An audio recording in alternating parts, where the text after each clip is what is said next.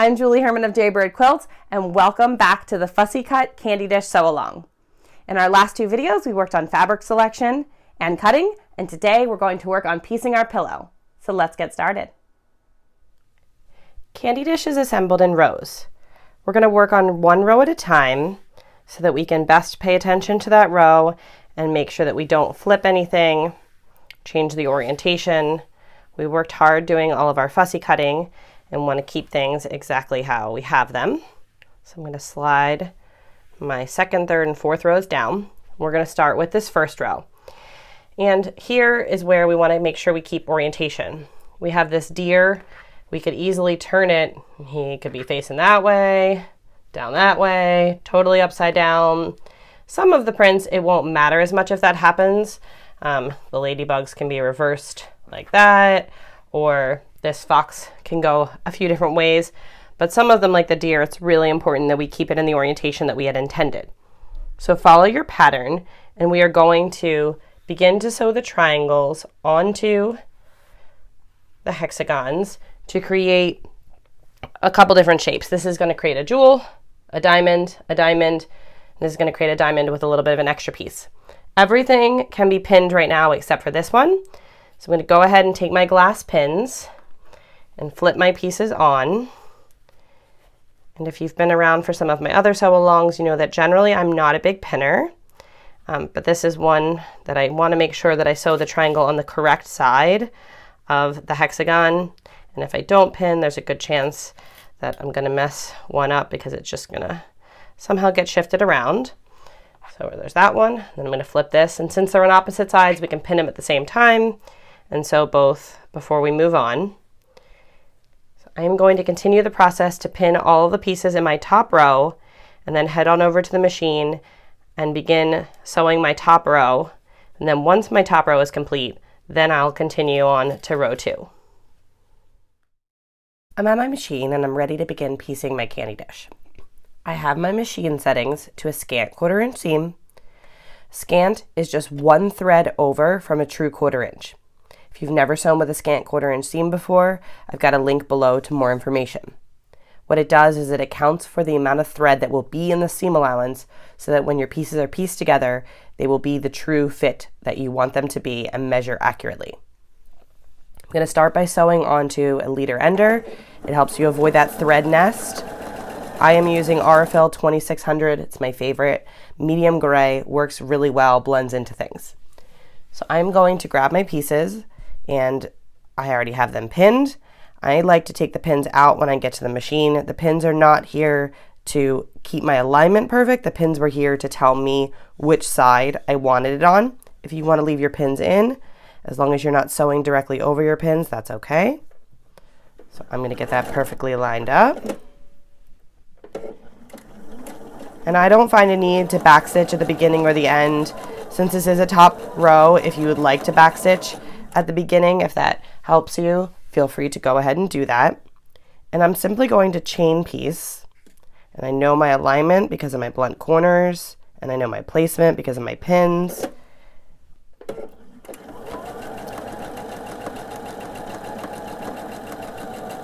So that's the second piece. Now I'm going to get the third piece, and I'm going to come back to sew this one so that I don't waste any thread. I'm just going to keep going, making some progress.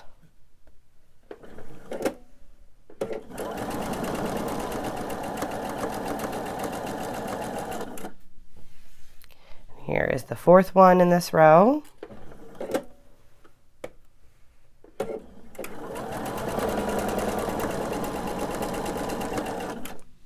Now I'm going to grab my snips. These are Tula Pink's little snips. I like them because they have a spring action that opens them, so it's less work on your hand.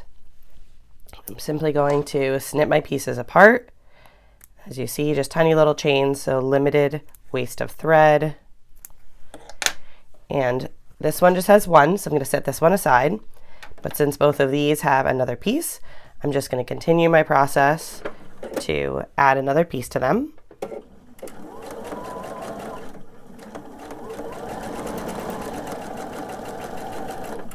Forgot to take the pin out first on that one. I prefer taking them out first, but either way works.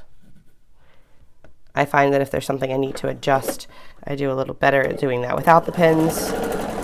And generally speaking, I just don't pin a lot. Okay. So again, just going to snip. Now I have my first piece done and my second piece done. And I'm putting them back over to my little mini design wall area to keep them in the correct order.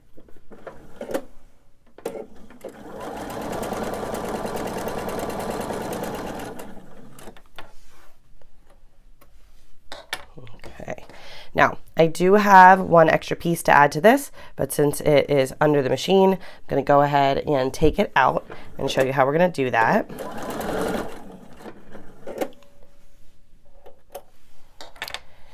Now I like to press my seams open. It helps everything to lay flat, and with this project and most 60-degree projects, there's nothing that will nest, so there really is no benefit to pressing them to one side or the other.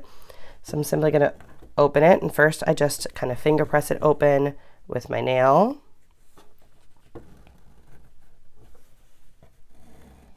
And then I have a seam roller. This is the Violet Craft seam roller. I really love this. It helps at the machine to keep things nice and flat without having to turn my iron on. I do eventually turn my iron on, but when I'm working with small things like this, I like to keep going when possible, when it's not going to interfere with construction.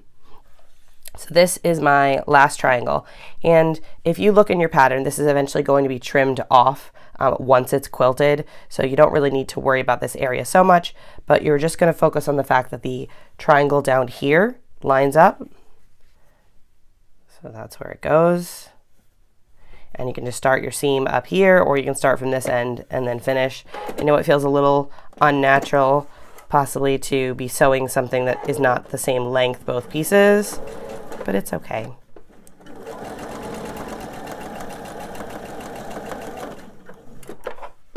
I'm going to trim my leader ender and sew back onto that one more time so I can get this last piece out.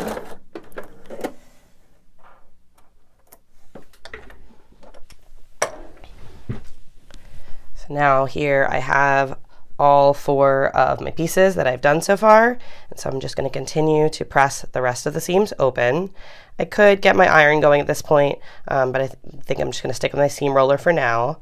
So this one here, I like to flip this one in, but not force that tiny bit in, kind of cause that curl to kind of open the seam. If you've ever pressed one way and twisted a 4 patch, that's what it kind of feels like here. So there's that piece.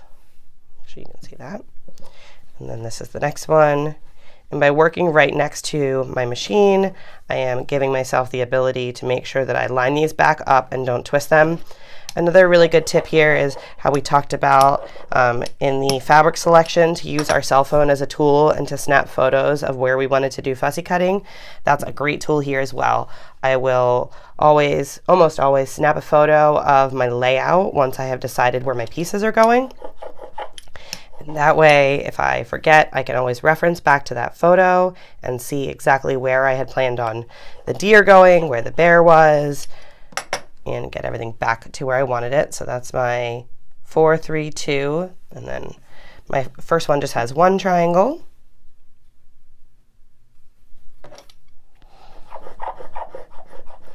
Okay, so the next step is to piece this into an entire row. And the blunt corners come in handy again, because we're going to piece these together and we know exactly where to place everything. Right there and right there. And then here in the middle, if you were doing a traditional 4 patch, you would line those seams up. But this is not squares or rectangles. So I'm going to pin the edges and then show you kind of where the middle ends up. There is one double check to look for. So here in the middle, what you're going to have is your pressed open seam allowance on this side is going to line up with your seam on that side. And then the same in this case. So my pressed open purple, that exact point is going to line up with that exact seam. So when you look at it from this side, you're going to have 4 layers right in the middle there, just like that. So I don't pin the middle in this case. You can if you find it helpful. I just pin the ends. Again, I am mainly pinning to keep track of which pieces go to which pieces. I'll just show you that again.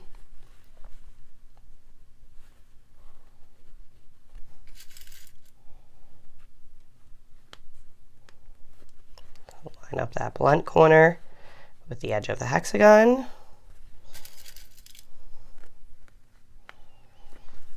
And right there in the middle, we have 1, 2, 3, 4, and the point of this seam allowance lines up perfectly with my seam there. So now that I have these pinned, I'm going to head back on over to the machine.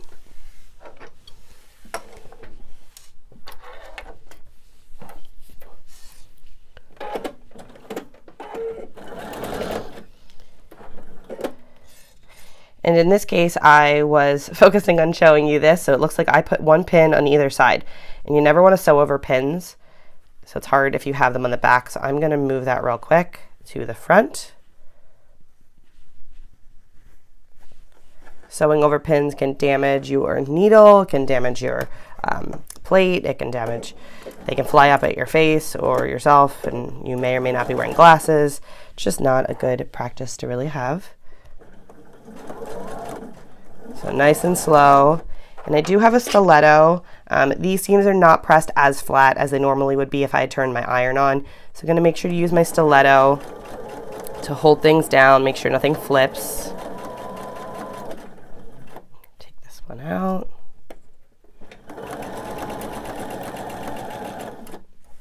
I'm going to do the same thing with this set. Just going to double check, make sure everything's lined up where it should be. Just how we talk about measure twice, cut once. This is also one of those line up twice, sew once. It's better to take a little bit extra time to make sure things are lined up properly and you don't have to get your seam ripper out than it is to rush the sewing and have to come back and fix something. That doesn't mean you'll never have to fix something. We're all human after all. But I have found the more careful, close attention I pay in the piecing, the less trouble I have down the road when it comes to taking things out.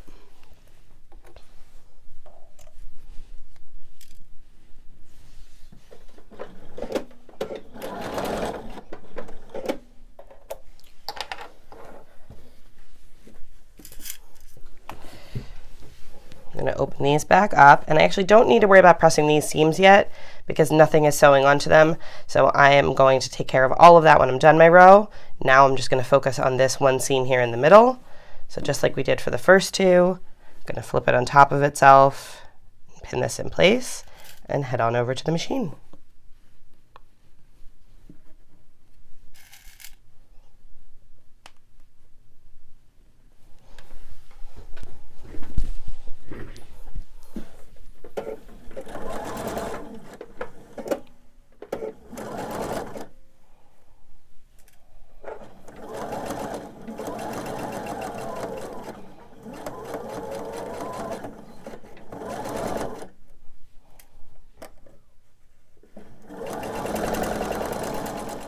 Now that I have finished piecing this, it's time to go ahead and press it.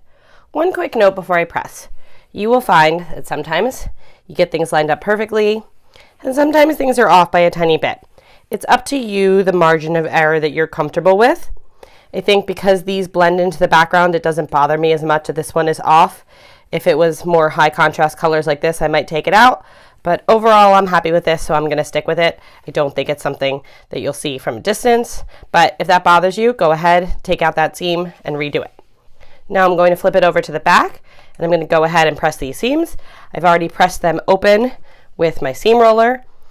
So now I just have to press them with my iron. If you've been around before, you know I talk about ironing versus pressing. This is pressing, where we go up and down and we move. This is ironing. We iron clothes. We do not iron quilt blocks.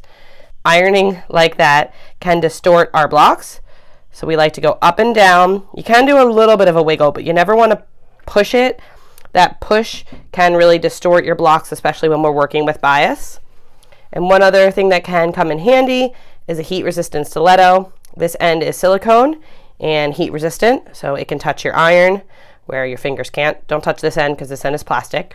But if you need help holding your seam open, you can use your heat-resistant stiletto, and it can get super close to your iron and even touch your iron without any damage.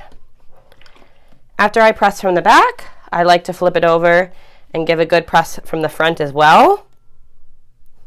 And now that I have this one done, I'm going to repeat my steps to piece and press my remaining 3 rows. I have finished piecing each of my rows and pressing all of my seams, and now it is time to sew my 4 rows together to complete my pillow top. Now, when you are sewing things that have square or rectangular blocks, it's easy to know where to line them up. It's a little bit different with this, so I'm going to show you what I use to line things up. So I'm going to take the first 2 rows, I'm going to flip them right sides together.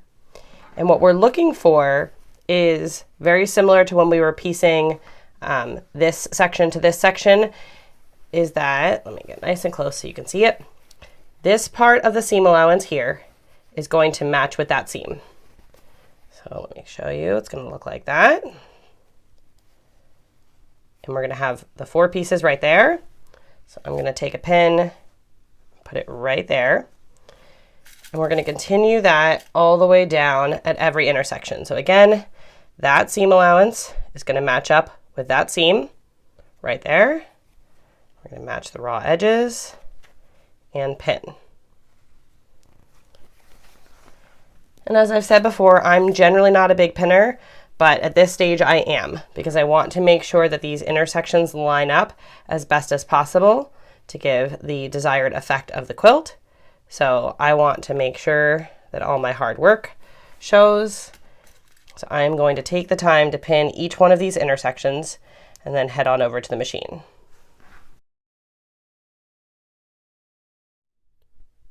I'm now going to piece together the 2 rows that I just pinned. I'm going to sew nice and slow. I want to make sure I don't flip any seams, don't make any mistakes. There's no hurry at this point.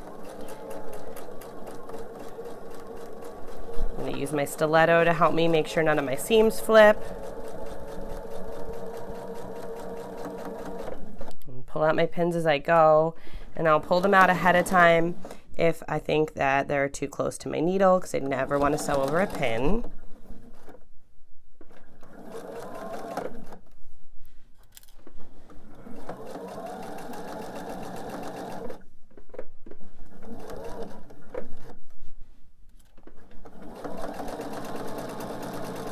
And you'll see that here it looks like this one is a little bit off from this one, and that's okay. Piecing is not perfect, and what I'm more concerned about is that things are matching up here. I can do a little bit of pull with my stiletto, but things like that tend to wash out in the seam allowance.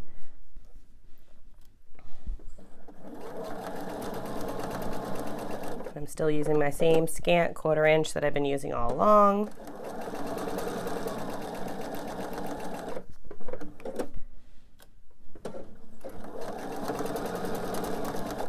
And now my top piece is longer than my bottom piece, so I just need to make sure that I get past there. If you would like to start and stop, do some back stitching at the beginning and end of the seam, since there is no borders going on here, you can do that. I didn't do it at the beginning, but I'm going to do it right there. I am going to take my bottom 2 rows, piece them, and in the same way, and then I will add them to this, and then I will go ahead and press my pillow top. Now that I have pieced all of my rows, it's time to go ahead and press them. And I am going to continue to press them open. You could press them up or down if you prefer. At this point, I'm going to continue to press them open. So again, I'm just going to open them with my nail, give a little bit of a finger press, and then I'm going to use my heat-resistant stiletto and walk along my piece. And when I say walk, I kind of mean up and down. As we do, we walk, we don't want to push. No ironing here, just pressing. I'm going to repeat that for each of the seams.